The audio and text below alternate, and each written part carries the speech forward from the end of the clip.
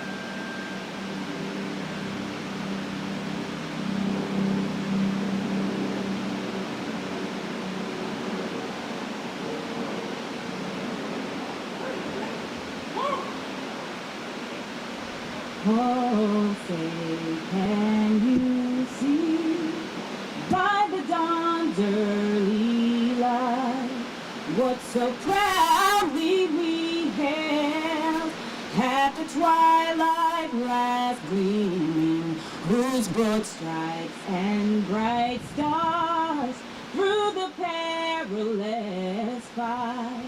Oh, the ramparts we watched were so gallantly streaming, and the rocket's red glare, the bombs bursting in air, gave proof through the night that our flag was still there. Oh, say, does that star-spangled banner yet wave? Oh, the land of the free and the home of the brave.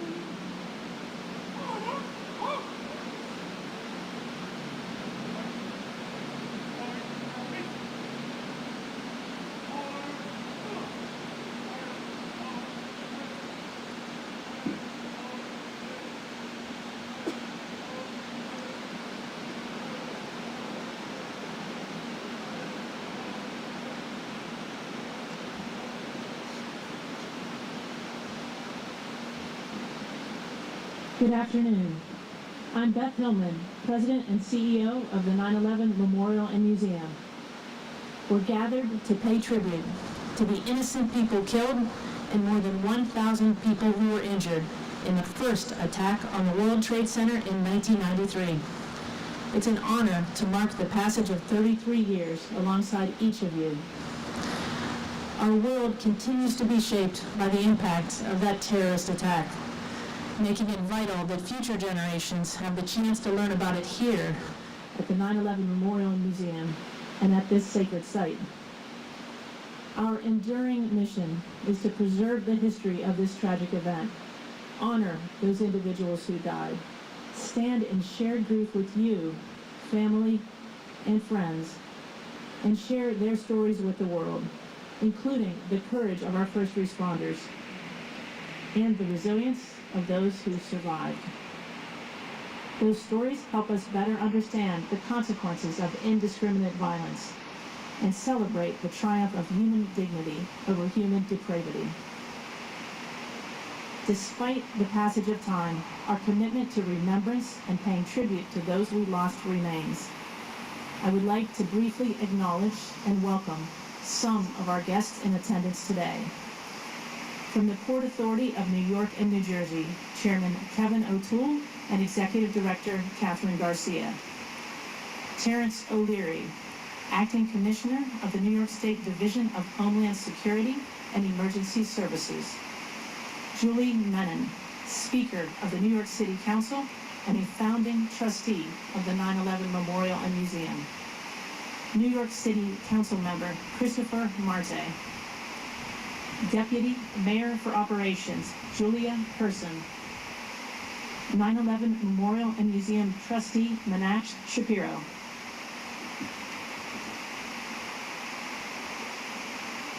Thank you all for joining us here at the Memorial's North Pole.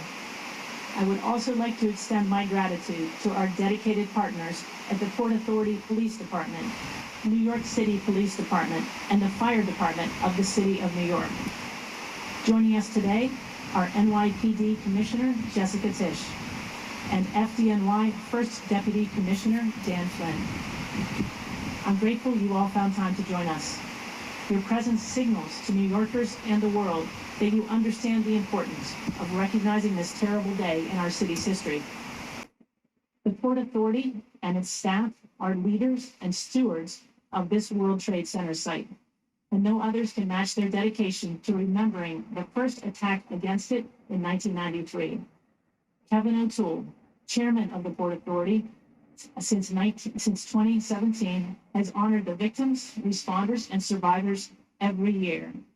Chairman O'Toole will now share remarks to commemorate the 1993 attack.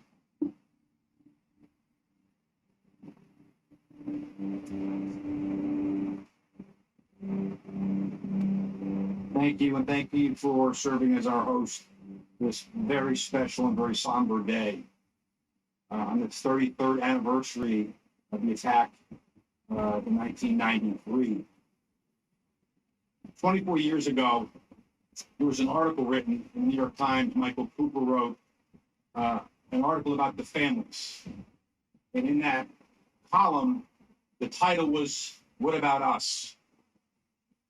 And he spoke to each of the families that I'm looking at right now.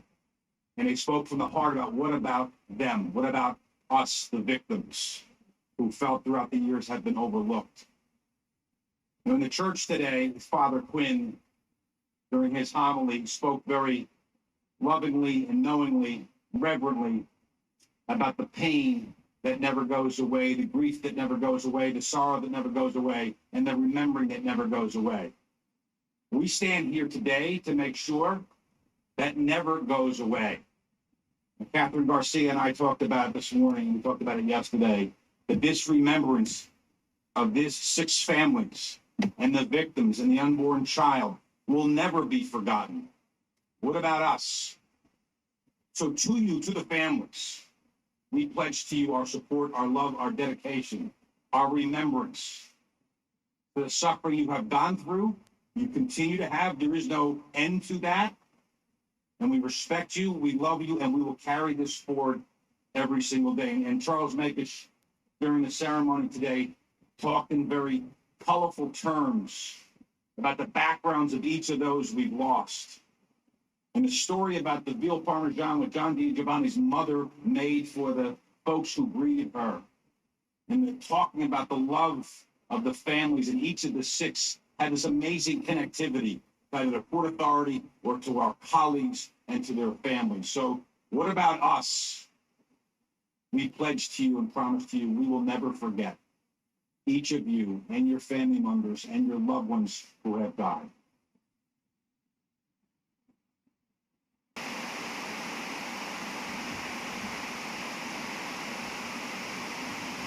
Thank you, Chairman O'Toole. Also joining us today is the Port Authority's recently appointed Executive Director, Catherine Garcia. New to the Port Authority, but long a leader of New York City and New York State, Director Garcia will now offer remarks.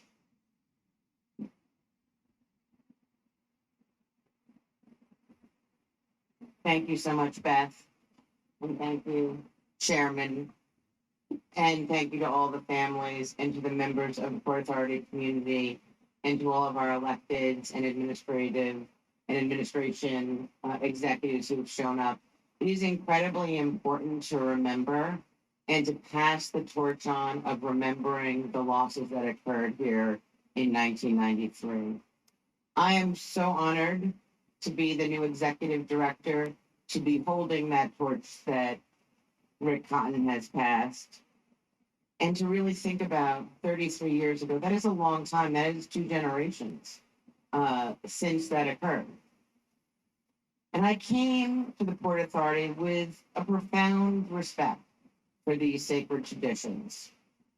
And on that Friday afternoon, just to tell a story, Port Authority people spend a lot of time here, but they also sometimes go on to other places.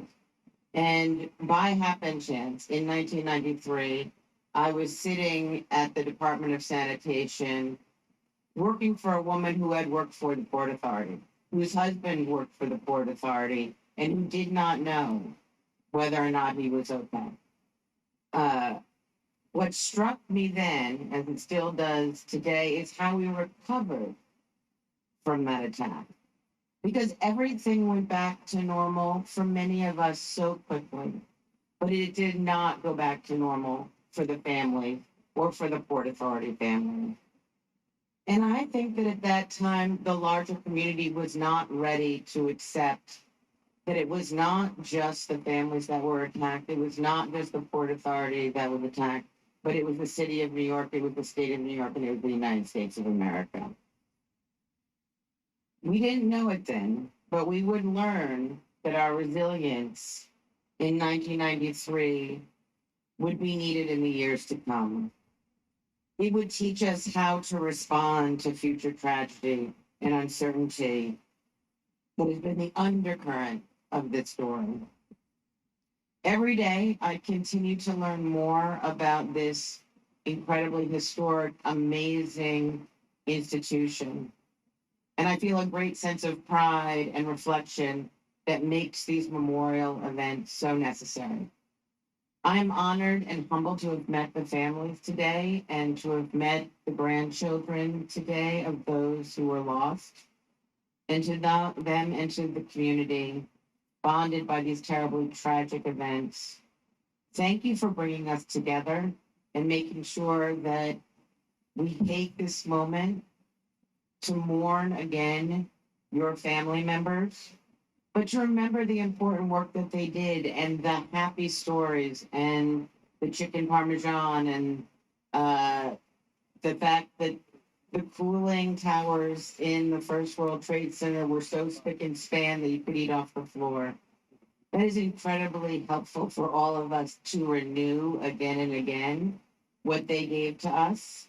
And what we need to make sure that we do to keep their memory alive and their sacrifice alive.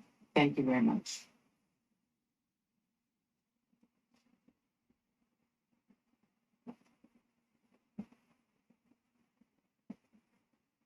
Thank you, Director Garcia. Our final speaker set the standard for steadfast, long-serving leaders in the Port Authority. Charlie Makish was director of the World Trade Center Department at the Port Authority on February 26, 1993.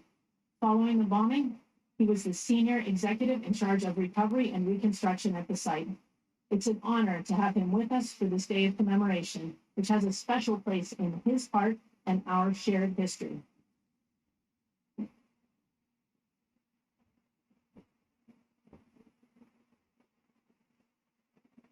Thank you. As I said before, getting old is not for the faint of heart. Thank you, Beth. 3 decades ago in 3 years, foreign terrorists sought to disrupt our free, open democracy, our free, open economic system, and our way of life by committing an act of foreign terrorism on U.S. soil at this iconic site, which is known globally. On September 11th of this year, we will commemorate 25 years since the towers were destroyed. But 9/11 was not the commencement, as Beth has said and others. It was a culmination of an attack that was initiated on the state 33 years ago. And I've been privileged to join the families of the 93 victims every year for 32 years. And again on 9/11 with the families of the 9/11 victims to acknowledge this. The history of that continuum from 93 to 9/11 and the lessons learned then and thereafter are well presented by the Memorial Museum. All are encouraged to visit the museum, to become educated and sensitized, and to honor those who have given so much to preserve our democracy and our way of life. Foremost in that mission has been the Port Authority of New York and New Jersey, and I was privileged to work for almost 60 years ago, the Port Authority, and I've been part of that family for 60 years. As set forth in its initial charter more than 100 years ago, and little known to many people, was the facilitation of free international trade and commerce. And that was consented to by the Congress of the United States. That was, and still is, the public purpose of the New York World Trade Center and the Port Authority's other facilities of international transportation and commerce. More importantly is the recognition that the Port Authority is a family, and always has been. Chairman O'Toole and Chief Emeritus Lillian Valenti, and of course Alan Reese, have been carrying that torch within the Port Authority, and I thank them dearly for all that they've done to keep that mission and that purpose alive. Alan has been indefatigable to the dedication to the World Trade Center family for these many years. We thank you for protecting and preserving this sacred place. I'm also pleased to be among the first to welcome our newest family member, the new executive director, Catherine Garcia. Welcome, Catherine. Catherine brings long experience leading complex public agencies. And I just found out that she worked for Emily Lloyd, who I worked with up at Columbia, and worked with Emily here. And then she went on to become sanitation commissioner. Wow. I'm telling you, there are only 2 degrees of separation. You've delivered major public projects, and you've served the public needs of the bi-state region, including food programs, etc. So welcome, and we look forward to your experience. Your heart and wisdom for public service are well recognized. Finally, our new assistant executive director, Jean Rowenbeck, is no stranger to our family. She brings a depth of knowledge and wisdom in public service, having served as the Deputy Assistant Secretary for Government Affairs for the U.S. Department of Transportation. So she's had an intimate connection with the Port Authority in her many roles. Our Port Authority history, I'm proud to say, is rich, and its story, including the immeasurable loss we experienced in '93, and again in 9/11, needs to be continually told. The museum is but one voice in telling. You should all tell this. As is customary at this time, it is again my privilege to ask the family members who will read the names aloud to come forward. 93 claimed the lives of 7, injured thousands, and as the inscription on the original Ellen Zimmerman Memorial to the 93 bombing said, and that was destroyed on 9/11, by the way, that it made victims of us all. I now invite Steve Rosselli, Sabrina Knapp, and Elisa Knapp to lead us in the reading of the names. Would you please come forward?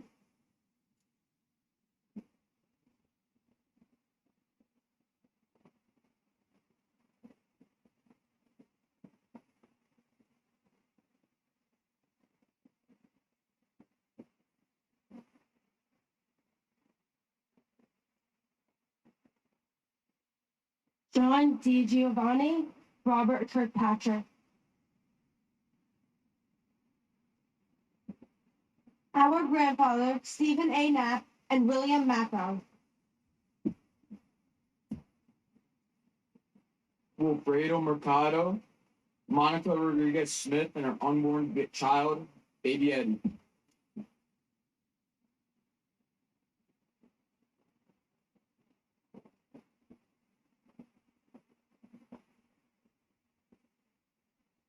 Now, Stephen, Sabrina, Alyssa, and any other family members here will lead us in laying roses at the names of their loved ones.